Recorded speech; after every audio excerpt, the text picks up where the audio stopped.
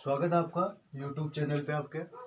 आज हम पढ़ेंगे एट 9th 10th और 11th तीनों क्लास के नरेशन।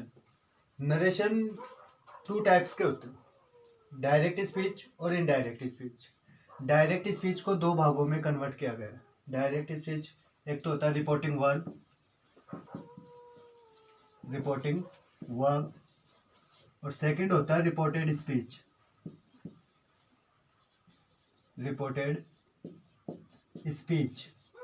रिपोर्टिंग वर्ब क्या होता है, रिपोर्टेड स्पीच क्या होता है।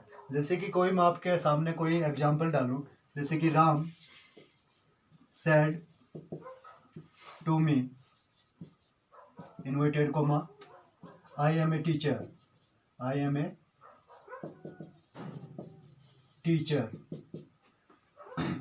तो ये जो इन्वर्टेड कोमा की जो बाहर का भाग है वो होगा अपना रिपोर्टिंग वर्ब, वो होगा रिपोर्टिंग वर्ब। और इन्वर्टेड कोमा के जो अंदर जो वाक्य बंद है उसे बोलेंगे रिपोर्टेड स्पीच। उसे क्या बोलेंगे?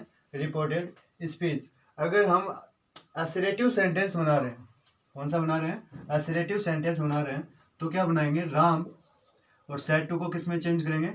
टोल्ड में चेंज करेंगे। किस में चेंज करेंगे? टोल्ड में चेंज करेंगे। मी और दोनों वाक्यों को जोड़ने के लिए दैट कंजक्शन का प्रयोग किया जाएगा। कौन से कंजक्शन का प्रयोग किया जाएगा? दैट कंजक्शन का प्रयोग किया जाएगा। उसके बाद जो आई कौन सा पर्सन है? फर्स्ट पर्सन है। और फर्स्ट पर्सन हमेशा किसके अनुसार चेंज होता है? सब्जेक्ट के अनुसार चेंज होता है। सब्जेक्ट कौन है? राम। और राम क्या है? प्रोनाउन है। क्या है? प्रोनाउन।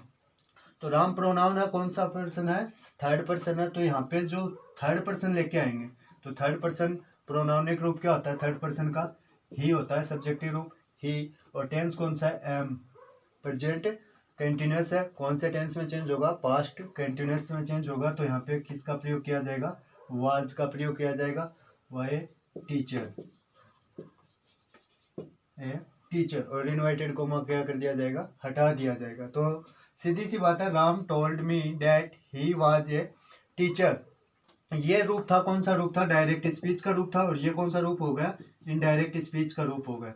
डायरेक्ट स्पीच 5 प्रकार, डायरेक्ट स्पीच को इनडायरेक्ट स्पीच में 5 प्रकार से बदला जा सकता है। 5 प्रकार कौन कौन से होते हैं अपने पास?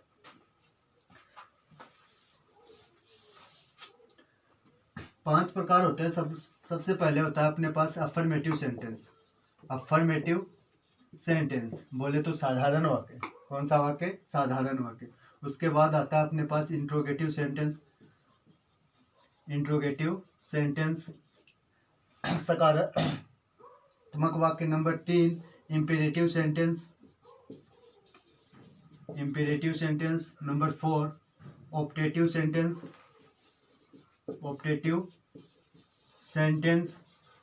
और नंबर 5 एक्सक्लेमेटरी सेंटेंस।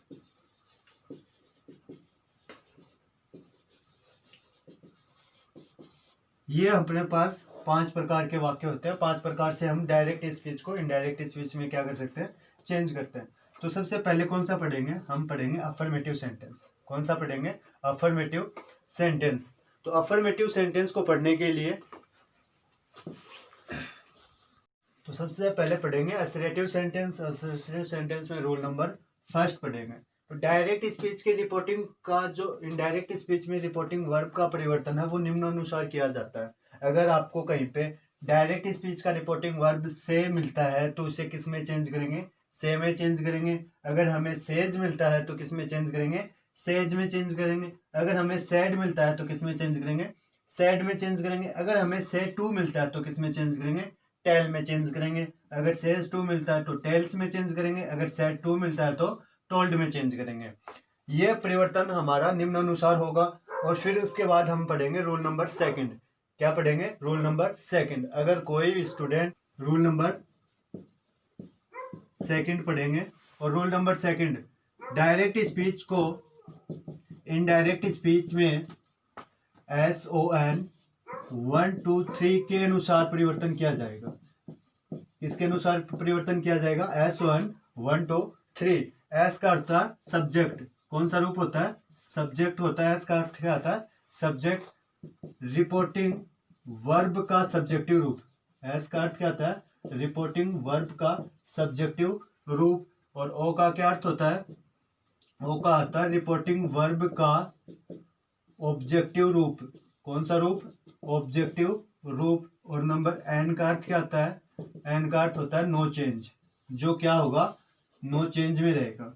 ठीक है, जो इसे थर्ड पर्सन बोला जाएगा। तो फर्स्ट, ये इसका फर्स्ट का अर्थ क्या होगा? रिपोर्टिंग रिपोर्टेड स्पीच का first person pronoun, first person pronoun. और सेकंड का अर्थ क्या होगा? रिपोर्टेड स्पीच का सेकंड पर्सन प्रोनाउन। और थर्ड का अर्थ क्या होगा? रिपोर्टेड स्पीच का थर्ड पर्सन प्रोनाउन। तो ये इस प्रकार से क्या होगा? चेंज होगा। सब्जेक्ट, एस का अर्थ क्या होगा? रिपोर्टिंग वर्ब का सब्जेक्टिव रूप। ओ का अर्थ क्या होगा? रिपोर्टेड वर्ब का ऑब्जेक्टिव रूप। एन का अर्थ क्या होगा? No change. फर्स्ट का अर्थ क्या होगा? रिपोर्टेड स्पीच का फर्स्ट पर्सन प्रोनाउन। और सेकंड का अर्थ क्या होगा? रिपोर्टेड स्पीच का सेकंड पर्सन प्रोनाउन। और थर्ड का क्या होगा? रिपोर्टेड स्पीच का third person pronoun. First person कौन से होंगे? I, my, me, myself, we, us, our, yourselves, yourself. ये सारे के सारे कौन से होंगे? फर्स्ट पर्सन प्रोनाउन होंगे। कौन से पर्सन प्रोनाउन होंगे? फर्स्ट पर्सन प्रोनाउन होंगे। सेकंड पर्सन कौन से होंगे? You, your, your salvage, your self और योर सेल्वेज। ये सारे के सारे कौन से होंगे? सेकंड पर्सन प्रोनाउन होंगे। और थर्ड पर्सन प्रोनाउन कौन से होते हैं? he, she, it, they, him, her, it, then, himself, herself, its, itself और then self और then selves। ये सारे के सारे क्या होंगे? then selves। ये सारे के सारे क्या होंगे? थर्ड पर्सन प्रोनाउन होंगे। ये सारे के सारे क्या होंगे? थर्ड पर्सन प्रोनाउन होंगे। इसके बाद हम स्टार्ट करेंगे एग्जाम्पल। क्या करेंगे? एग्जाम्पल स्टार्ट करेंगे। तो एग्जाम्पल किस तरह से करेंगे मैं आपको बता देता हूं। तो एग्जाम्पल पहला है अपने पास प्रेजेंट सिंपल टेंस का। तो वाक्य क्या है? He said to me Sita cooks food. तो हमें पहले इससे पता चल रहा है एस लगा हुआ है, वर्ब के साथ एस लगा हुआ है, तो प्रेजेंट सिंपल टेंस है। तो सबसे पहले क्या करेंगे? डायरेक्ट इनडायरेक्ट स्पीच में बदलेंगे। तो ही सेड टू है तो किस में चेंज होगा? Told me. दोनों वाक्यों को जोड़ने के लिए, दोनों वाक्य कौन से? रिपोर्टिंग वर्ब और रिपोर्टेड स्पीच को जोड़ने के लिए दैट कंजक्शन का प्रयोग करेंगे। कौन से कंजक्शन का प्रयोग करेंगे? दैट कंजक्शन का प्रयोग करेंगे। अब सीता कौन सा पर्सन है भाई? थर्ड पर्सन है। क्या किसी का नाम है तो थर्ड पर्सन है, तो थर्ड पर्सन क्या होता है? नो चेंज होता है। अपने SON 1 2 3 के अनुसार देखो, फर्स्ट थर्ड पर्सन क्या हो रहा है? नो चेंज हो रहा है। तो क्या लिखेंगे यहाँ पे? Sita cooks food. तो कौन सा टेंस है? प्रेजेंट सिंपल है, पास्ट सिंपल में चला जाएगा। सीता सिंगुलर सब्जेक्ट है, तो सिंगुलर के लिए किसका प्रयोग करेंगे? वाज का प्रयोग करेंगे। वाज का प्रयोग हो गया cook, cook, cooking food, cooking food. पहला सेंटेंस अपना क्या होता है? समाप्त होता है। बिल्कुल इजी है। सेकंड जो है किसका है? आर आया हुआ है रिपोर्टेड स्पीच में, तो past present simple present continuous tense का है। तो क्या लिखेंगे? Ram said to, told me. दोनों वाक्यों को जोड़ने के लिए, रिपोर्टेड स्पीच और रिपोर्टेड वर्ब को जोड़ने के लिए कौन से कंजक्शन का प्रयोग करेंगे? दैट कंजक्शन का प्रयोग करेंगे। दैट, दे कौन सा पर्सन है? थर्ड पर्सन है। और थर्ड पर्सन फिर से क्या हो रहा है? नो चेंज हो रहा है। तो क्या लिखेंगे? दे। आर कौन सा टेंस है? प्रेजेंट सिंपल है, प्रेजेंट सॉरी कंटिन्यूअस है। कौन से सेंटेंस में चला जाएगा? पास्ट परफेक्ट में चला जाएगा। तो दे हैड गुड स्टूडेंट्स। अगला वाक्य कौन सा है?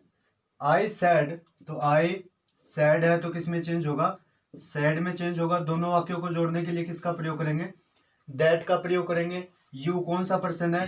सेकंड पर्सन है। और सेकंड पर्सन किसके अनुसार चेंज होगा? ऑब्जेक्ट के अनुसार चेंज होगा। रिपोर्टिंग वर्ब के ऑब्जेक्ट के अनुसार चेंज होगा। तो रिपोर्टिंग वर्ब का ऑब्जेक्ट कौन है? नहीं दिया हुआ हमारे पास, तो नहीं दिया हुआ है तो किसके अनुसार चेंज करेंगे, सब्जेक्ट के अनुसार चेंज करेंगे। सब्जेक्ट कौन है, आई। आई का सब्जेक्टिव रूप क्या होता है, आई होता है। कौन सा होता है, आई हैव। कौन सा टेंस है, present simple tense, present perfect tense है तो किसमें चेंज होगा, पास्ट परफेक्ट टेंस में चेंज होगा, पास्ट परफेक्ट कंटिन्यूअस टेंस में चेंज होगा। तो I had been, I had gone to Jaipur. उसके बाद फोर्थ क्वेश्चन क्या है, she said to told me that. I कौन सा पर्सन है, फर्स्ट पर्सन है, और फर्स्ट पर्सन किसके अनुसार चेंज होगा, सब्जेक्ट के अनुसार चेंज होगा। सब्जेक्ट कौन है, सी। तो सी का सब्जेक्टिव रूप क्या होगा, सी होगा। She had been going to market. बिल्कुल सीधे हैं एग्जाम्पल। इसके अनुसार आप क्या कर सकते हो, सारे वाक्यों को चेंज कर सकते हो। उसके बाद रूल नंबर 3 पढ़ेंगे।